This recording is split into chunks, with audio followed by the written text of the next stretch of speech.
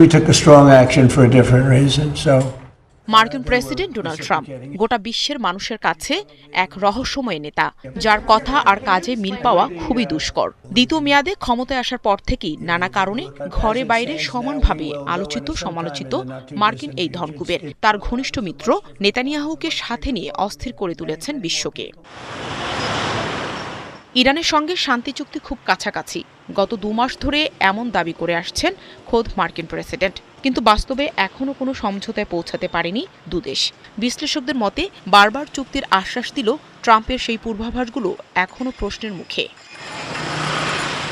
গত 7 এপ্রিল সামাজিক যোগাযোগ মাধ্যমে ট্রাম্প দাবি করেছিলেন ইরানের সঙ্গে চুক্তি চূড়ান্ত করার পথে এবং অনেক দূর এগিয়েছে শান্তি আলোচনা। তিনি বলেছিলেন আর 2 সপ্তাহের মধ্যেই দীর্ঘদিনের সংকটের সমাধান হতে পারে।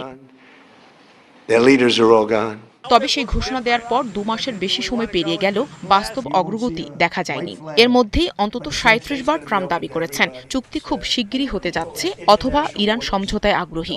মার্চের শেষ দিক থেকে ট্রাম্প বলে আসছেন ইরান চুক্তি করতে মরিয়া। কখনো বলেছেন আলোচনা প্রায় শেষ পর্যায়ে, আবার কখনো বলেছেন কয়েকদিনের মধ্যেই ঘোষণা আসবে।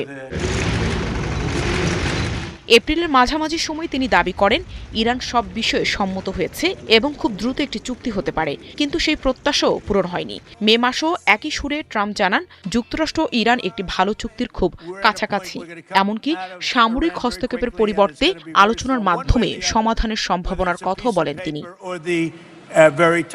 তবে এখনও কোনো চূড়ান্ত সমঝোতা হয়নি, ফলে ট্রাম্পের বারবার দেওয়া আশাবাদী পূর্বাভাসের বিশ্বাসযোগ্যতা নিয়েও নতুন করে প্রশ্ন উঠছে।